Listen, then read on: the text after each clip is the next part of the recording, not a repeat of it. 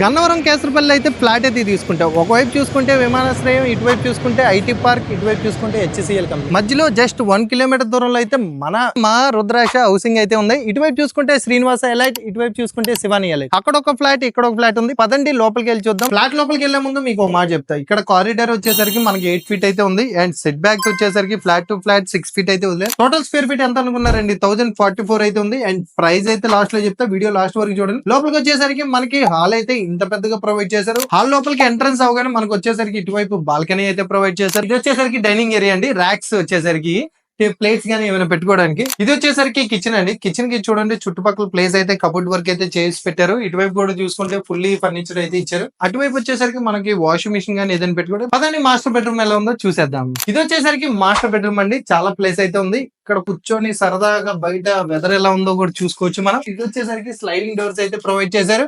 అలాగే attach washroom. పదండి children's bedroom లోకి వెళ్ళి చూద్దాం. ఈ చిల్డ్రన్స్ బెడ్రూమ్ లో కూడా డబుల్ విండోస్ అయితే ఇచ్చారండి. ఇటువైపు వచ్చేసరికి ఒక విండో ఇచ్చారు, ఇటువైపు ఒక విండో ఇచ్చారు. మనకి ఇవి వచ్చేసరికి sliding doors. Same master bedroom ఎలాగైతే ఉందో ఇది కూడా అలాగే ఉంది. చిల్డ్రన్స్ కోసం అటాచ్ వాష్రూమ్ కూడా ప్రొవైడ్ చేశారు. అండ్ టోటల్ స్క్వేర్ ఫీట్ అయితే 1044 అండి. ప్రైస్ వచ్చేసరికి డైరెక్ట్ ఓనర్ కాంటాక్ట్, ఎటువంటి మీడియేషన్ కమిషన్ ఉండదు.